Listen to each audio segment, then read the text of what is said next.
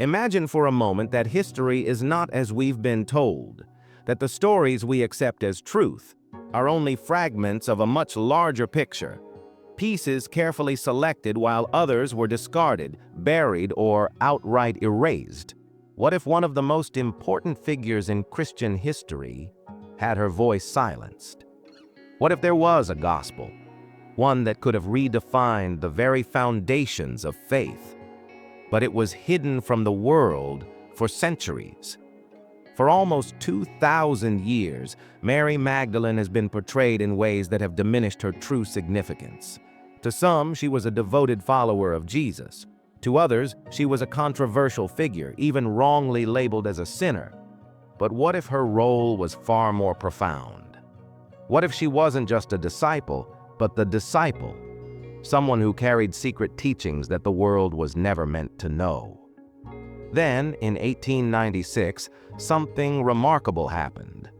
A lost gospel was discovered, a manuscript unlike anything seen before. It was called the Gospel of Mary, and it told a story that shattered everything we thought we knew. A story where Mary Magdalene was not only one of Jesus' closest followers, but his most trusted disciple. A story that challenged the authority of the male apostles, suggesting that Mary held knowledge that others did not. But why was this gospel erased? Who decided that it should be excluded from the Bible? And what secrets did it contain that made it so dangerous? To answer these questions, we must first understand who Mary Magdalene really was, and why her true story was hidden for centuries. Mary Magdalene's presence in the Bible is undeniable. She's mentioned in all 4 Gospels as one of Jesus' most devoted followers. She was there when he was crucified. She was there when his body was placed in the tomb. And she was the first person to see him after his resurrection.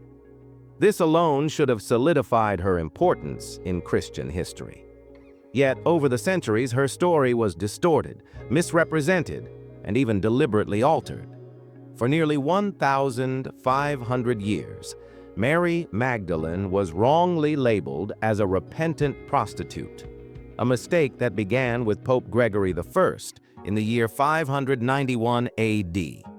In a famous sermon, Gregory combined Mary Magdalene with an unnamed sinful woman mentioned in the Gospel of Luke, declaring that she had been a harlot who found redemption through Jesus.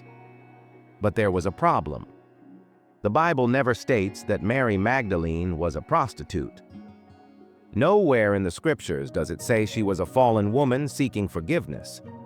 Yet this false image stuck, and for centuries, Mary Magdalene was remembered not as a teacher or a leader, but as a woman of shame. Why? Why would the church create this false narrative? Was it a simple mistake, or was there something more deliberate behind it? The answer may lie in the lost texts, the Gospels that were excluded from the Bible, including one that bears Mary's own name. In the year 1896, a remarkable manuscript was uncovered in an ancient Egyptian tomb. It was a Coptic text, written on fragile papyrus, and it contained words that had not been seen for over 1,500 years. This was the Gospel of Mary. Unlike the 4 Gospels of Matthew, Mark, Luke, and John, this text was not included in the Bible. It was part of a collection of writings known as the Gnostic Gospels, many of which were deemed heretical by the early church. But what made this gospel so dangerous? It wasn't just that it gave Mary Magdalene a central role, it was that it challenged the authority of the male disciples. In this text, Mary Magdalene appears as Jesus' closest and most trusted disciple. She is depicted as the one who truly understands his teachings, the one Jesus reveals his deepest spiritual secrets to. At one point in the gospel, after Jesus has departed, the other disciples are confused and afraid. Peter, one of Jesus' most prominent followers, questions Mary's knowledge, unable to believe that Jesus would entrust such wisdom to a woman. But Mary stands firm.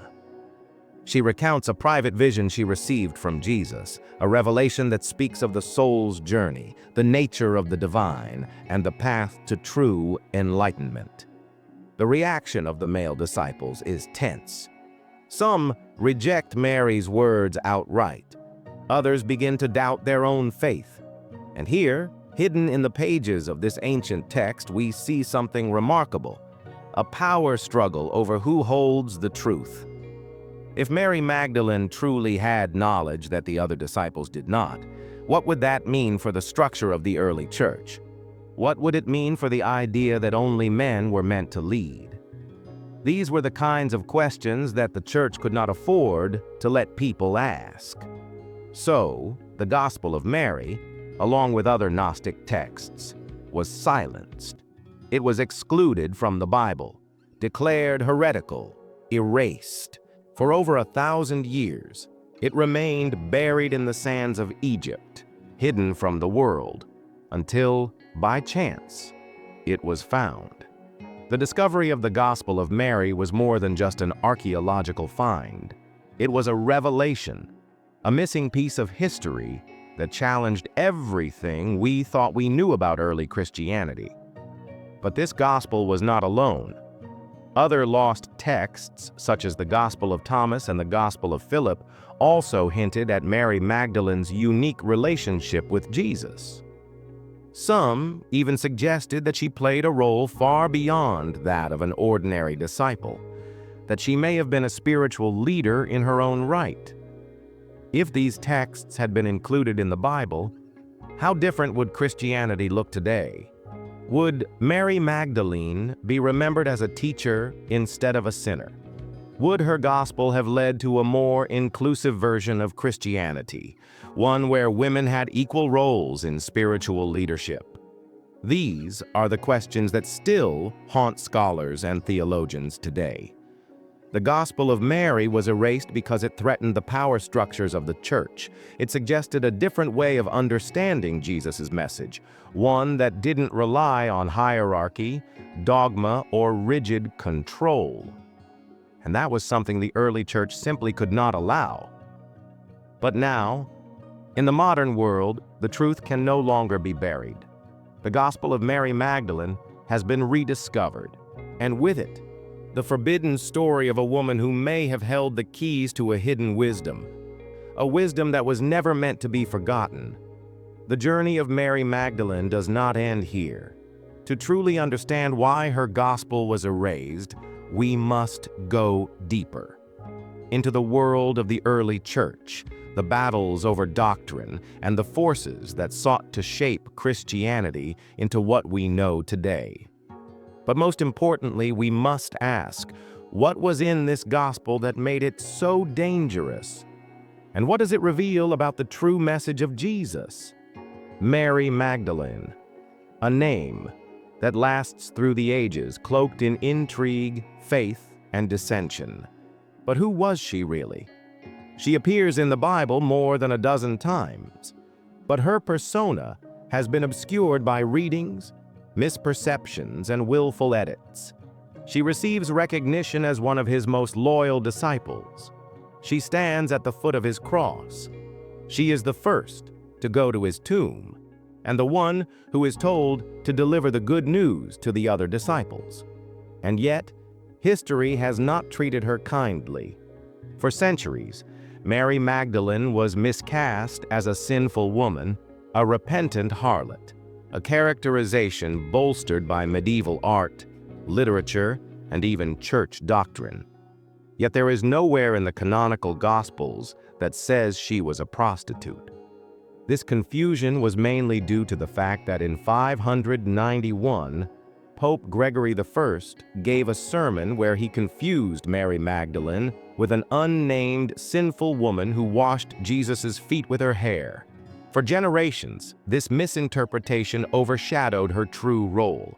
She became a woman of shame instead of a disciple and spiritual authority, until scholars and historians started re-examining early Christian texts like the Gospel of Mary Magdalene. But if Mary Magdalene was not a fallen woman seeking redemption, who was she? The vision of her that emerges in the Bible, in its few references to her, is as a woman of substance, someone who stood by Jesus when most others fled. All four Gospels name her, generally in company with other women who followed Jesus. The Gospel of Luke, 8:2-3, describes her as having been freed by Jesus from 7 demons. Some believe this phrase refers to an actual exorcism, while others take it more metaphorically as her being cured of an illness or spirituality ills. Nevertheless, the point to take here is that Mary Magdalene was not just spiritually healed and transformed by Jesus, she also devoted her entire life to him. Mary's presence at the crucifixion is one of the starkest moments in the New Testament. The male disciples dispersed, terrified for their lives. Mary Magdalene and a group of female followers remained. They stood by the cross as Jesus suffered and died, not abandoning him in his final hours. This simple act tells all you need to know about her courage and faith. Then came the resurrection. In John's Gospel, it is Mary Magdalene who goes to the empty tomb in the early morning. She is the first to see the risen Christ, and he gives her the incredible charge of telling this news to the disciples. Now just think about that for a second. The most momentous event in Christian history, Jesus' resurrection, was first announced to Mary Magdalene. She was the first to hear this divine truth and was afterwards called the Apostle to the Apostles. But why was her part made smaller? So why does her power wane over time? The answer, I believe, can be found in the emerging infrastructure of the early church and the delegation of authority to male leaders. It was a lot easier to downplay her position, rewrite her story, and scrub the gospel that bore her name. This erasure was no misjudgment. It was intentional, and it altered the view of Mary Magdalene for generations to follow. Mary Magdalene was not only one of Jesus' closest followers, but a leader, a teacher, and in some early Christian texts, a person who had profound spiritual wisdom. But her role in defining the early Christian movement has been largely overlooked, that overshadowed by men like Peter and Paul. Why? For her story upends long-held narratives about gender, power, and authority in the church. Quotation tasks 3:2-6-6-9-8-5-9. After the resurrection, Mary Magdalene didn't just go away. Early on, she was highly regarded among early Christian communities, and some Gnostic writings claim that she had a position of leadership that equaled or perhaps surpassed that of Peter. Discovered in the late 19th century, the Gospel of Mary Magdalene was largely dismissed as a legitimate text for the next century. In this narrative, the figure of Mary Magdalene is presented as a disciple of Jesus who was privy to secret knowledge from him, insights about the soul, the next world, and how to achieve enlightenment. At odds with what has been the traditional view of Christianity, that Peter and the male apostles were the primary inheritors of Jesus' teachings, this text presents a very different reality. The Gospel of Mary depicts an intense conflict, where Peter contests Mary's authority, wondering how Jesus could ever have disclosed such deep knowledge to a woman. But Mary holds her own, defending her spiritual insights and reiterating her close relationship with Christ. This probably makes more sense as a debate inside the Gospel of Mary, who had to go through this himself, which goes on to reveal one of the most essential pieces of truth, that there was division in the early Christian movement. Some viewed Mary Magdalene as the ultimate apostle. Others rebelled at the notion of a woman occupying such an important spiritual position. This is not the only instance of resistance to the Gospel of Mary. Other Gnostic writings, such as the Pistis Sophia, likewise portray Mary Magdalene as Jesus' most trusted disciple, one who understood his teachings at a deeper level than any of the others. In these writings, she poses deep questions, seeks after greater understanding, and receives wisdom by Christ himself. She is not a passive figure. She actively engages in theological discourse an unusual involvement for women in ancient religions. As Christianity became more formal and more closely allied with the Roman Empire, however, this concept of a woman leader became more and more problematic. The early church fathers, men determined to create order, hierarchy for the burgeoning Christian movement, surely found it easier to silence Mary Magdalene than to engage her authority. Her image was intentionally changed over time, and instead of being remembered as a teacher, she became a repentant sinner. She became not an apostle, but a supporting character in Jesus' story. And rather than honoring the gospel that bore her name, the church condemned it as heretical and erased it from history. This repression wasn't only about Mary Magdalene. It was about power. It was a dispute about who owned the right to explain Jesus' message and who was permitted to lead. Had Mary's voice been preserved, the Christian tradition would likely have reflected a very different narrative today, one in which women were central to the production of theology rather than relegated to the margins. But in spite of attempts to downplay her, Mary Magdalene's impact has never actually vanished. Her tale is still inspiring, and the rediscovery of the Gospel of Mary has sparked interest in her real place in Christianity. Now, scholars and theologians, as well as lay believers, are re-examining her legacy in the hope of reclaiming the wisdom that was once lost. The question is, what else has been lost? How many voices are there to be gleaned in the sayings of Mary?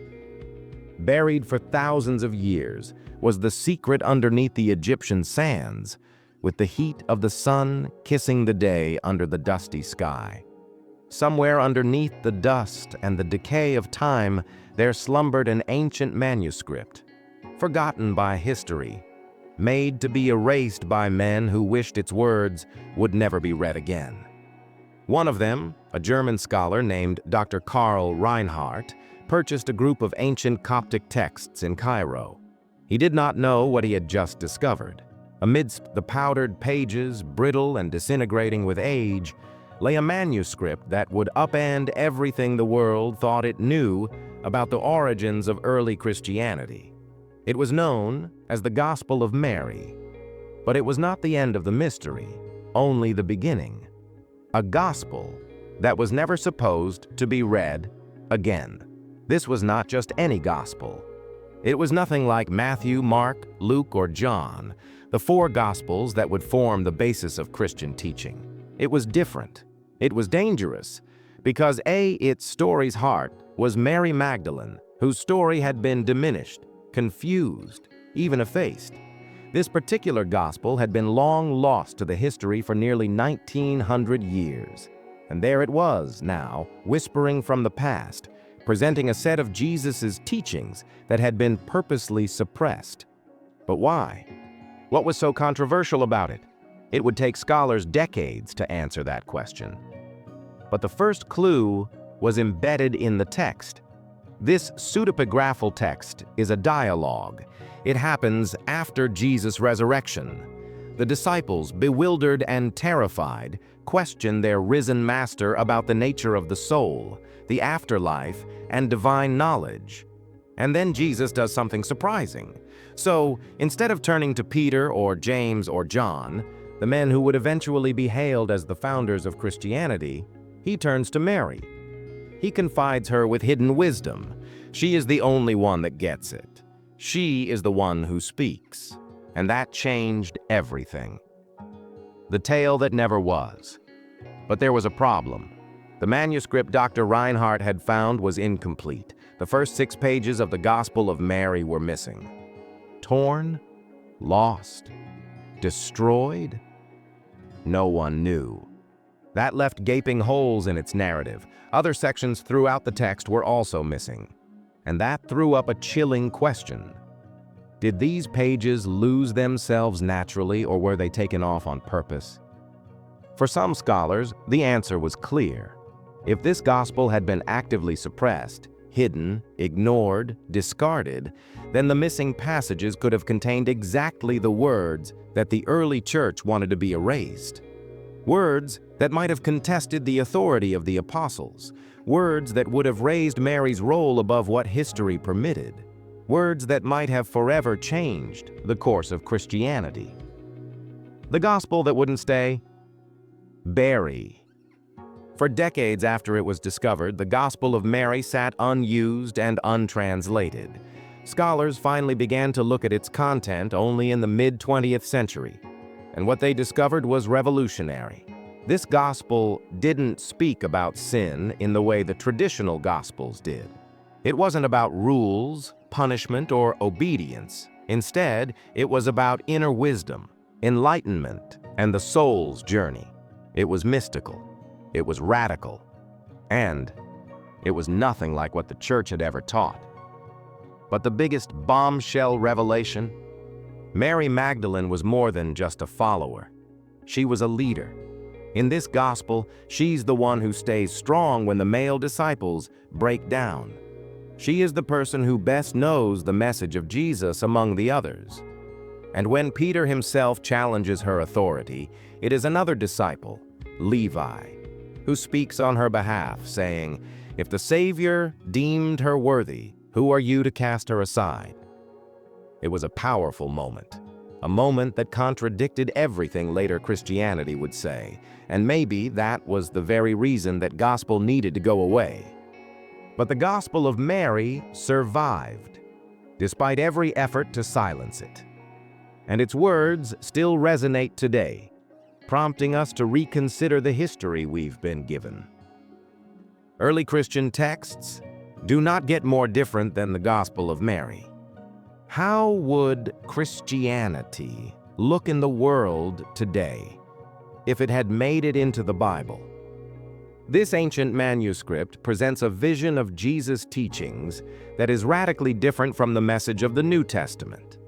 There are no doctrines about obedience to a church, no choke points of sin and punishment. Rather, this gospel is about inner knowledge, spiritual awakening, and the soul's voyage beyond the tangible world.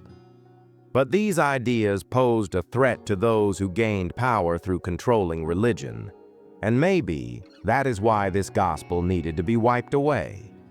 What remains of the Gospel of Mary comes after the resurrection. Jesus is gone and has left his disciples confused and scared. There's a blankness in their eyes as they contemplate their next move, fear and uncertainty weighing heavy on their hearts. Then, in that silence, Mary approaches. She speaks with authority, reminding the others of Jesus' teaching. She implores them not to lose their faith, but then she tells you something shocking, something that alters your life completely. She tells them that Jesus had provided her a secret teaching, a teaching that he hadn't imparted to the others. Based on Mary's report, Jesus told her what happens to the soul following death. The soul, he said, has to traverse many other spiritual planes, freeing itself from illusion on the earthly planes. At every stage, the soul is tested. It must learn to overcome darkness, ignorance, and attachment until it finally reaches spiritual enlightenment. It was a road of personal growth, not a set of inflexible laws. It was a journey inward, rather than a call to follow external authorities. This was a mystical message, one that found no place in the organized, male-centered version of Christianity taking shape. And perhaps that is why this gospel was suppressed. Perhaps the most astonishing thing about the Gospel of Mary is what it does not say. It does not focus on sin. It does not depict mankind as fallen. It does not teach that a church needs to save people. What it offers instead is a different worldview altogether. In this gospel, Mary explains, Jesus does not caution people about sin as other gospels do. Rather, he taught fear to be the true hindrance to spiritual growth. Do not be frightened, she says to the disciples. It's fear, she says, that holds people stuck in suffering. Their collective fear blocks them from seeing their own divine nature. They remain in fear and think they are distinct from God, when in all actuality, they have been part of the divine since the beginning of time. This directly contradicted the Church's teachings. Tradition states one is saved by the Church through obedience. But the Gospel of Mary says salvation is something that one finds within oneself. It was a liberating message, and one that made the Church superfluous. And that might be the reason it ended up erased from history. Mary v. Peter, a battle of control. But the next moment is the one that may be the most controversial in the Gospel of Mary. Mary tells Peter her vision, and Peter gets jealous and disbelieving. He is unable to see how Jesus could have communicated such profound wisdom to a woman instead of to him. His words are cutting. Was he not speaking to us, but privately to the woman? Shall we all turn around and listen to her? Did he prefer her to us? You can feel the tension in this moment. Peter epitomizes the hierarchical future of the Church, a hierarchy that would later ban women from leadership. Mary suggests another way, one where wisdom and spiritual knowledge take precedence over status and gender. She does not argue. She doesn't feel the need to validate herself. But another disciple, Levi, does. He rebukes Peter, saying, "You have always been hot-tempered, Peter. If the Savior sanctifies her, who are you to deny her?" It is a potent exchange, one that foreshadows the battle over the future of Christianity. Was this going to be a faith based on hierarchy, authority, and rules? Or would it embrace the inner journey of wisdom, self-healing, and spirit? History knows which version won. The Church of Peter became the bedrock of mainstream Christianity. Mary's wisdom was erased, her gospel was hidden, and her voice, once both so powerful, was muzzled, but not completely. But her story did survive, pieces of it, hidden in long unseen manuscripts waiting to be uncovered. And today, it is asking us this question: what if we were told a different story? The early days of Christianity were hardly tranquil. The picture we have today, was a single community in possession of a single doctrine all believers agree on, is the farthest possible thing from the truth. And in reality, the first several centuries following Jesus' resurrection were filled with conflict, debates, and power struggles over what Christianity should look like. Within various groups, positions differed on Jesus' teachings, his message, and what it meant to really follow him. Others perceived him as the Son of God who had come to save humans from sin. You are no older. Others viewed him as a sage teacher, disclosing secretive knowledge toward potential spiritual enrichment. And some voices, like Mary Magdalene's, were purposely muffled in this struggle. But Christianity was not one simple religion in the 1st and 2nd centuries. Rather, it was a patchwork of varying teachings, sects, and interpretations. Then there were the Pauline Christians, who were followers of Paul and emphasized the idea of Jesus as a divine savior who came to redeem humanity from sin. The theme was faith, obedience, and salvation through Jesus' sacrifice. Then there were the Jewish Christians who revered Jesus as the fulfillment of Jewish prophecy, yet adhered to many Jewish laws and customs. They thought they could live out their heritage in ancient Israel and follow Jesus as the chosen one. Then there were the Gnostic Christians, who believed that something in Jesus' message was really not so much about rules or sin, but about inner knowledge, enlightenment, and personal spiritual awakening. Unlike Pauline Christianity, which shifted salvation to the Church's authorities and mandated that believers adhere to a strict dogma, the Gnostic Christians believed that real salvation came not from an institution, it came from within. They regarded Jesus as a teacher of divine wisdom, not a figure to be worshipped. Faith was not about following commandments or performing rituals for them. It was about finding secret spiritual realities, about releasing a divine spark within oneself. And this was a danger for those who would build an organized church. Smothering dangerous ideas. As Christianity spread, the leaders began advocating for ever more unity between them. But unity came at a cost. According to the official Gospel of Matthew, Mark, Luke, and John, and at the expense of others like the Gospel of Mary, deemed heretical, essential to the early church leaders became the rejection of texts which encouraged spiritual revelation outside of obedience to authority. And the Gospel of Mary did precisely that, and it showed that divine wisdom was accessible to the many, not only the church leaders. It depicted Mary Magdalene as a teacher and leader, an intolerable proposition in a male-dominated religious framework. It disputed the authority of Peter, who would become the first pope. For those promoting a hierarchical, male-controlled churchman, this gospel was dangerous, and so it was erased.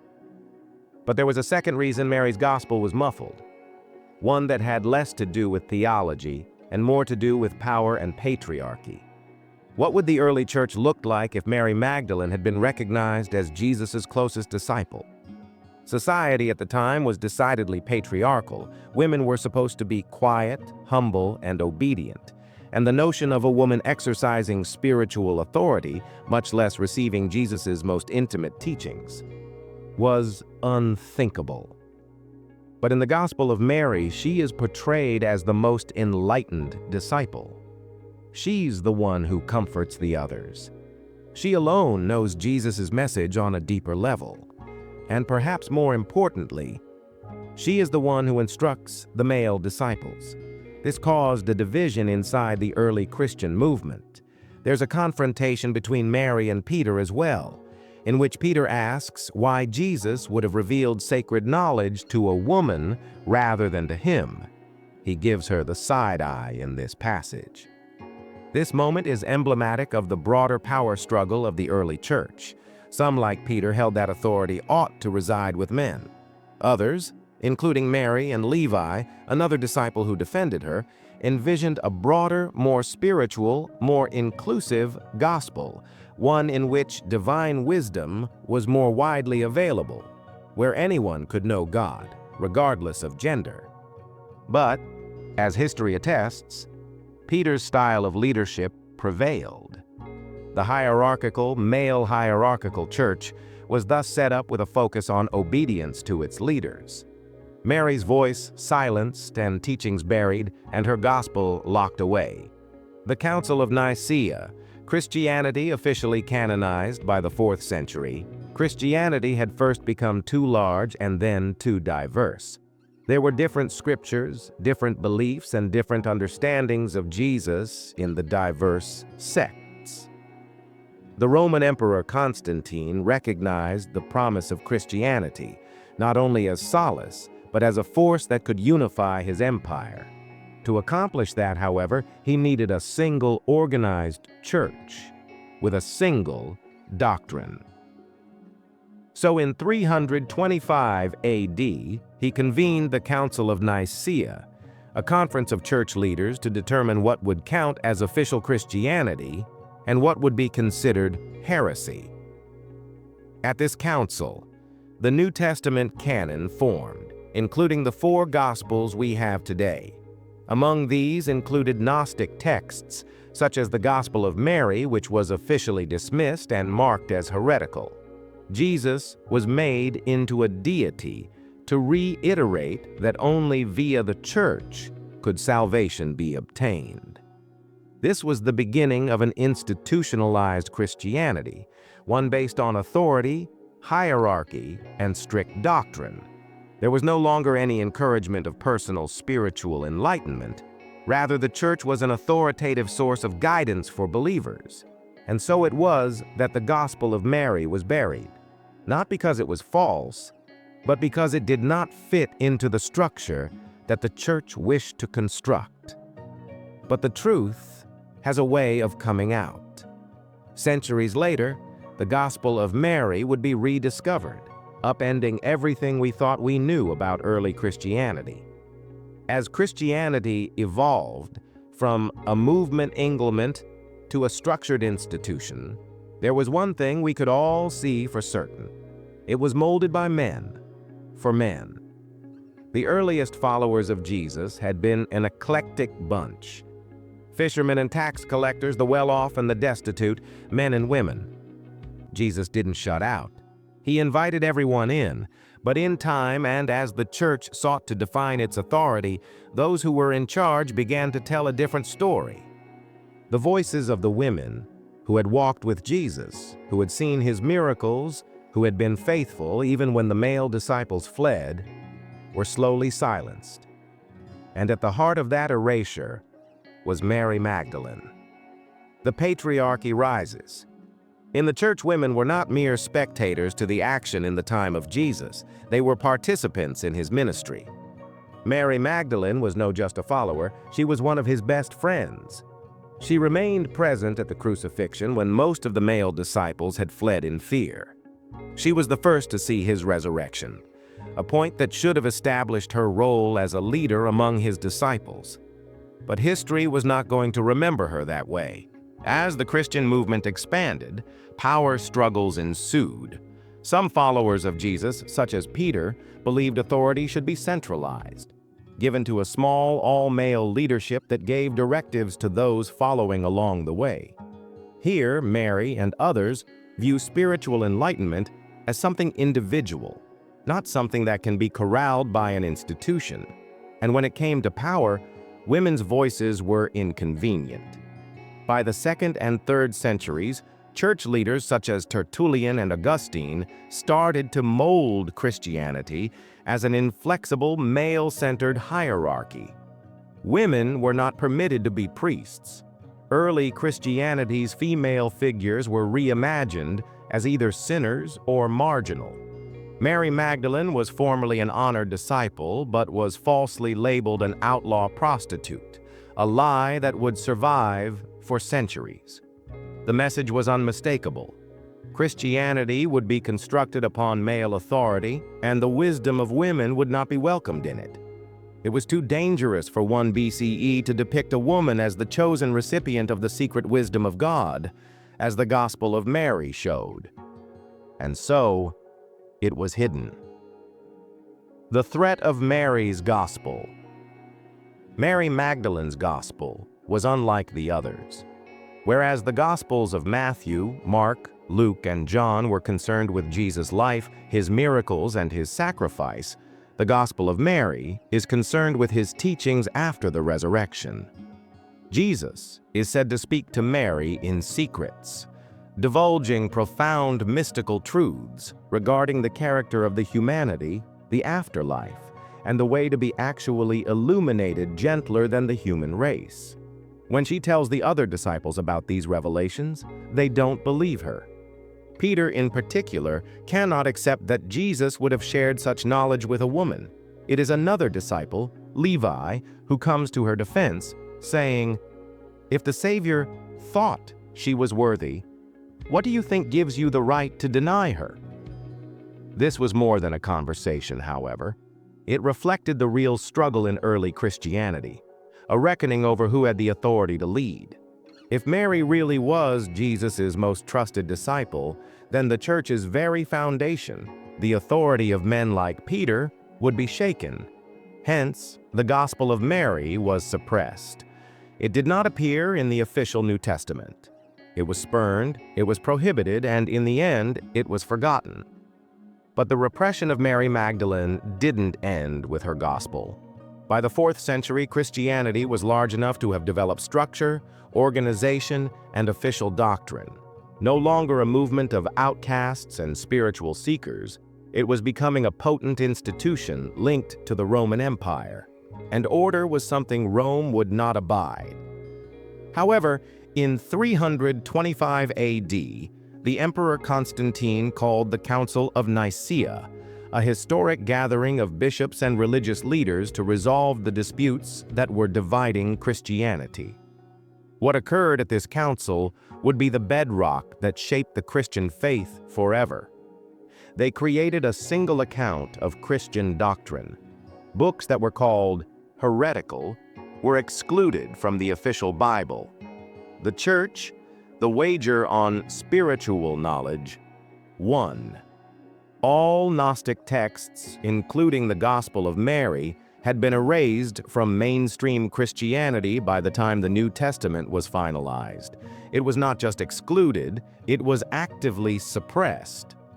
The books included in the Bible were part of a concerted message that spiritual authority was male, that salvation could only come through the Church, and that submission to those with ecclesiastical authority was the only way to serve Christ. The Gospel of Mary, with its message of self-discovery and inner enlightenment, did not conform to this model. And so Mary Magdalene's true role stayed buried for almost 1,500 years. We certified her name with sin, repentance, and shame, the opposite of the expected disciple she had once been. Her teachings were forgotten, her story was rewritten, but history has ways of finding lost voices. A lost gospel. Rediscovered for centuries, it appeared that the Gospel of Mary had been lost. It was long thought to have been lost, along with the other Gnostic texts, in the Church's campaign to stamp out heretical teachings. But then, in 1896, something amazing happened. At some point in a tomb in Egypt, a bubble about the size of my thumb, buried through streets of dust, scavengers, and weights of hollow souls, became the lost book of the Bible, a fragmentary manuscript in Coptic of a text concealed from the world for over a millennium. It was the Gospel of Mary. It was only part of a very long text. Many pages had been lost over the decades, but what survived was enough to upend everything we thought we understood about early Christianity. It exposed a side of Jesus' teachings that had been willfully hidden. It presented Mary Magdalene not as a fallen woman, but as a leader, a teacher, and the carrier of sacred knowledge. And it posed an uncomfortable question. Why had this gospel disappeared? Had it been silenced because it was false, or whether it had been silenced because it threatened those in power? The rediscovery of Mary's gospel was more than an archaeological discovery. It was a revelation. One that proposed the history we have been taught is not the complete picture.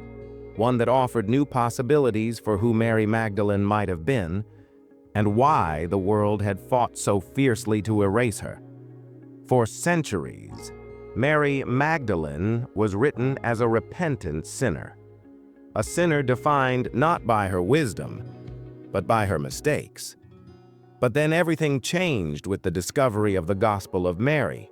This ancient text, buried for more than 1,000 years, contained a radically different Mary from the one history had been telling. She was not a fallen woman. She was a teacher, a leader, and one of Jesus' most devoted confidants. But most importantly, her gospel contained teachings you would find nowhere in the Bible. It was more than just another story of Jesus' life. It was a spiritual roadmap, a spiritual guide, full of deep and mysterious wisdom, a wisdom that had been willfully forgotten. Unlike the Gospels of Matthew, Mark, Luke, and John, which center around Jesus' public ministry, miracles, and crucifixion, the Gospel of Mary takes place after he has risen. Jesus is teaching his disciples hidden knowledge about the soul, the afterlife, and how to attain enlightenment. So it is right here. Jesus in this gospel says nothing about sin, nothing about judgment, nothing about adhering to the laws of faith. Rather, he speaks of inner wisdom, a truth that cannot be imparted to us by priests or institutions, but that we must find within. The disciples are bewildered and frightened, and they ask Jesus what the meaning of life is, and if there is life after death. And his response? There is no sin, And in all of these, you sin your hearts out when ye do walk after the manners of your corrupt nature. This is why the good is inside you. Go and discover it. This was a radical idea. Jesus was indicating that sin itself is not separate from us, but something that comes through misunderstanding. He was preaching that salvation was not to be found in the observance of religious practice. It was found in awakening the divine spark inside. But when Jesus departs, chaos erupts among the disciples. Without their teacher, they are wandering and afraid. It is Mary who steps forward. It is Mary who is reminding them of what Jesus had taught. And it is Mary who discloses a secret vision that Jesus had imparted to only her, a vision explaining the journey of the soul after death. The path of the soul. This, according to Mary's Gospel, does not involve judgment for the soul by an outside God. Rather, it needs to go through different levels of existence, which have ultimate peace, overcoming the illusions of the material world. At every step, the soul meets forces that would keep it from moving forward: doubt, fear, and the lusts of the flesh. But Jesus had made Mary wise to these things, so she was able to get around them. He had taught her the way to true enlightenment, a way that had nothing to do with religious laws or church doctrines. When Mary finally finishes talking, the disciples are in shock. Some, including Levi, hear the truth in her words, but others, Peter most notably, refuse to believe that Jesus would have shared such knowledge with a woman. Peter's rejection of Mary's authority mirrors what was going on in early Christianity. Her preaching, with its message of subjectivity and personal spirituality, was a threat to the nascent church, a church that wanted to have a monopoly on salvation, and not a path that led man to search for truth on his own.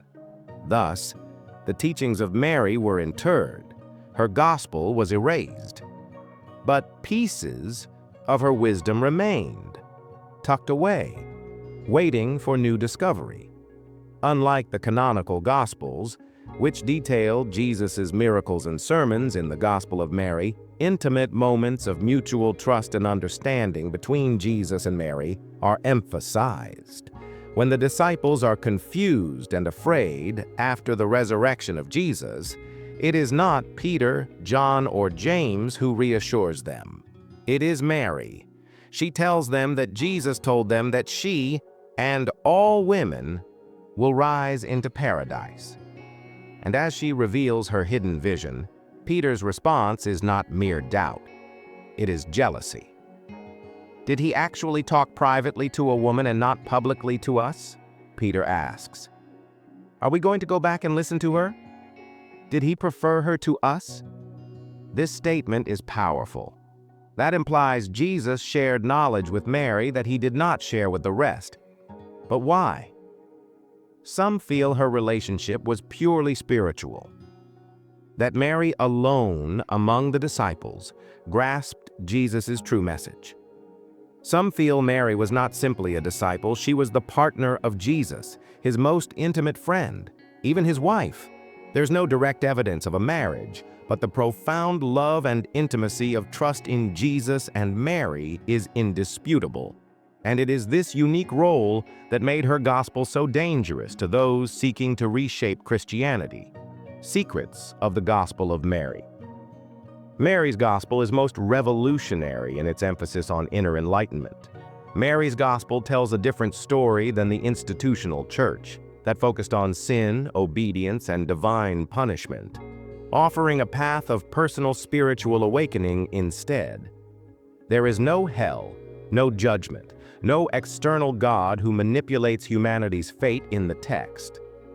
Instead, he explains to Mary that the world is replete with illusions, and that real liberation comes only when the delusions of fear and ignorance have been vanquished. Everything that is born, everything that is created, all the elements of nature's tree, they are interwoven and unified with one another, Jesus tells her. But everything will dissolve once more into its own roots. This was a radical teaching. It indicated that salvation wasn't about following rules of a specific religion. It was about understanding the oneness of all things and returning to divine truth. It was a message of empowerment. It was teaching people to get their wisdom from within rather than having to rely on priests or religious institutions. And that was a direct challenge to the Church's growing power. The fear of Mary's gospel. The doctrines and practices included in the Gospel of Mary were antithetical to the doctrines that were being formalized by early church leaders. By the 2nd and 3rd centuries, Christianity was a formal institution with bishops and councils and strict rules. The new church preached that humanity was sinful and that only members of the clergy could save you. But Mary's gospel rejected fear-based religion. It taught that fear was the ultimate enemy, that it was fear that held people back in ignorance, obscuring their divine nature. This message was dangerous for a church that wanted power. If men came to think they did not need priests or temple law to reach God, the church would lose its power. And so Mary's gospel was written out of history. They denied she was a leader, and the church made sure that the world would not know her true story for almost 2,000 years. A wisdom that refused to die. Although Mary's gospel was suppressed, her influence never really died. Even in the Bible, traces of her true role linger as the first witness of the resurrection, as the one whom Jesus called by name, as the disciple who never turns her back on him. Her gospel perhaps was erased by history, but her wisdom persisted in the shadows, waiting for the world to stumble upon it. And now, after a long silence, the lost teachings of Mary Magdalene are heard once more.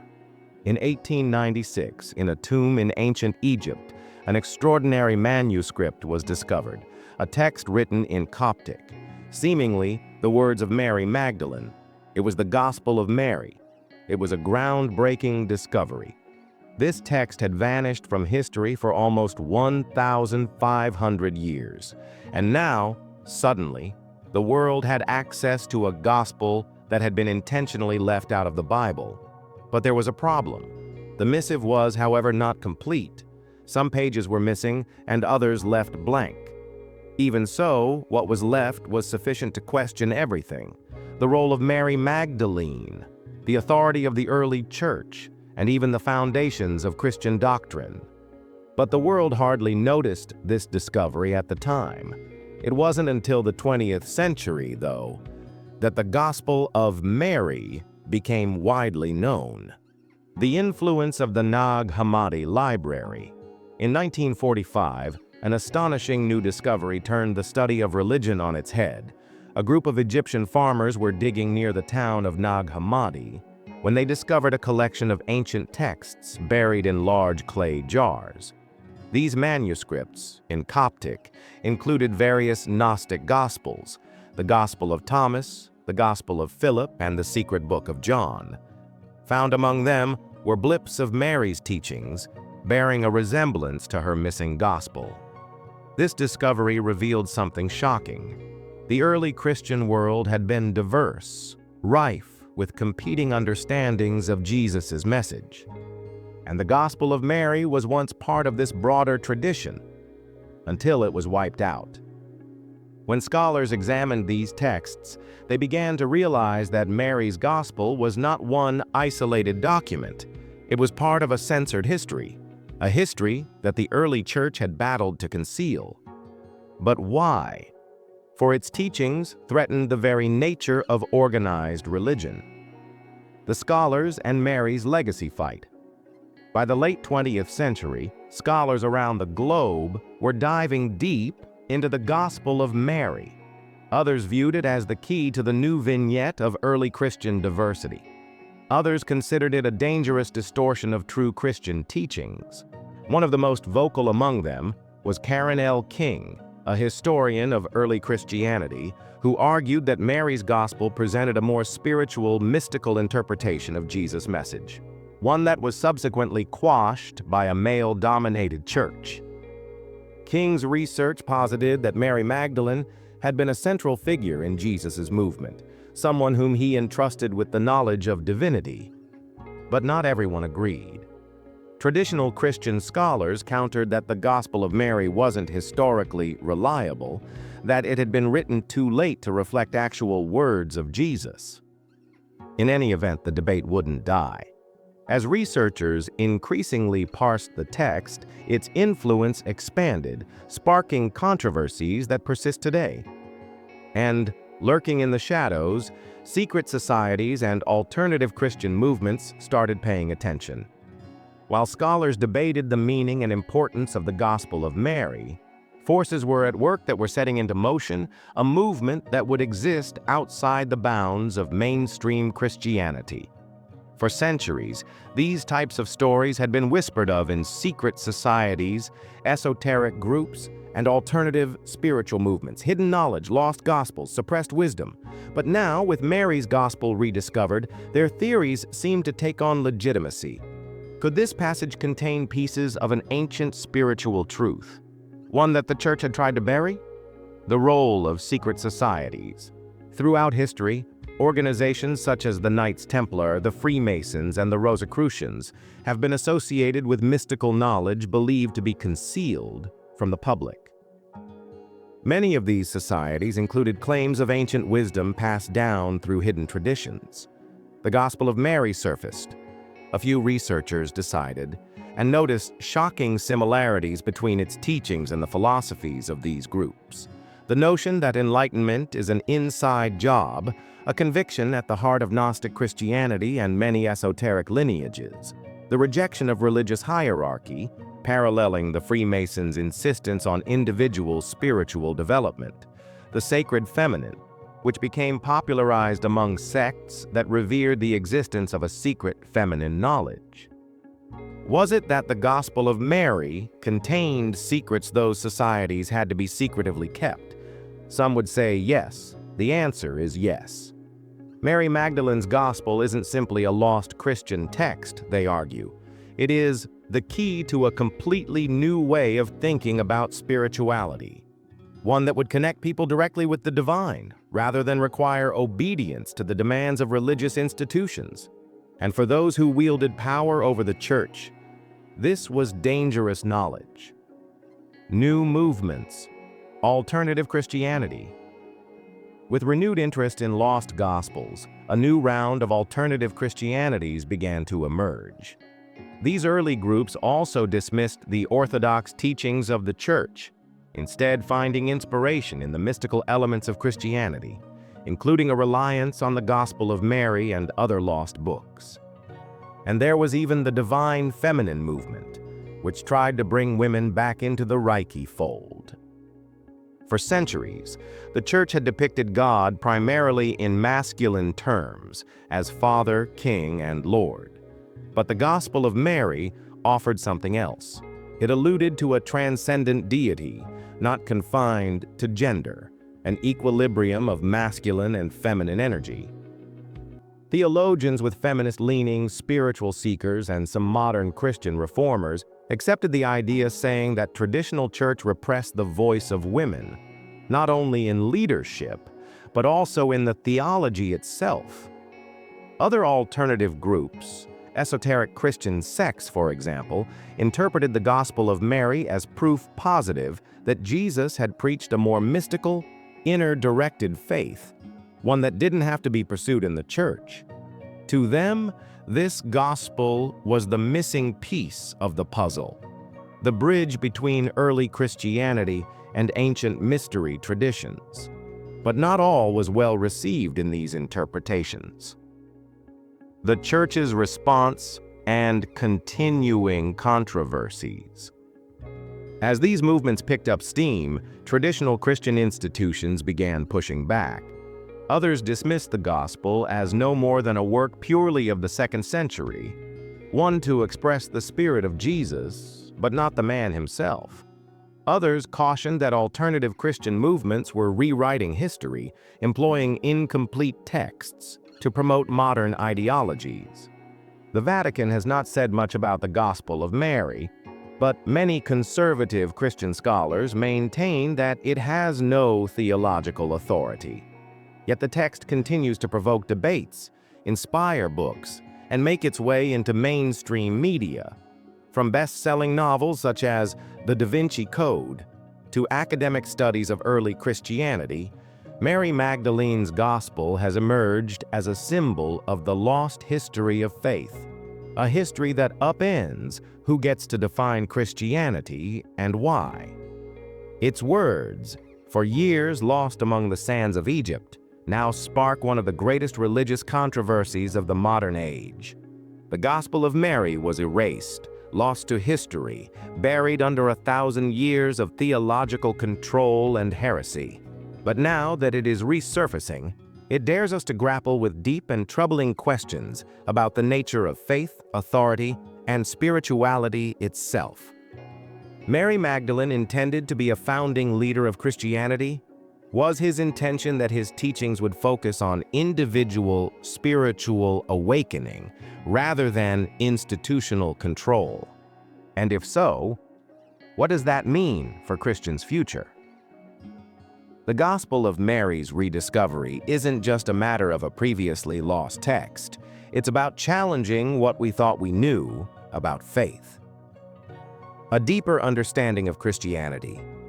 Christianity, for many of the faithful, has always been packaged as a fixed truth, unalterable, eternal, and perfectly preserved over the centuries. But the history is very much different. From the elders of the ancient church to how early Christianity battled paganism, the battle wasn't one of divine revelation. It was an ideological war with a lot of bloodshed over who held power and narrative authority. Having gained access to marginalized texts such as the Gospel of Mary, we are confronted with an uncomfortable possibility. What if even Christianity could have been different? Would it have been a more mystical faith that emphasized individual enlightenment over institutional obedience? But could it have been more inclusive, giving women the opportunity to lead from the start? Would it have been different? Less about sin and more about transformation? There are no easy answers to these questions, but they compel us to examine Christianity with new eyes. The movement for change is growing. It is not, in fact, the first time we have seen the questioning of Christianity's origins. In the last few years, there has been a new wave of spiritual seekers, scholars, and even some leaders in the Christian establishment who are rethinking Christianity's roots. Many now call for a revival of the lost mysticism of early Christian writings, including the Gospel of Mary. Feminist theologians are recovering Mary Magdalene, thematizing her role as buried in a centuries-long drive to justify male-led church spheres of leadership. Progressive Christians are also coming to view spirituality as a personal practice that requires discoveries outside of religious authority.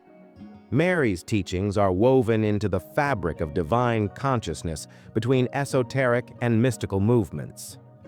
Are we witnessing the advent of a new Christianity, one that subverts the power structures of the past and embraces the wisdom once considered heretical?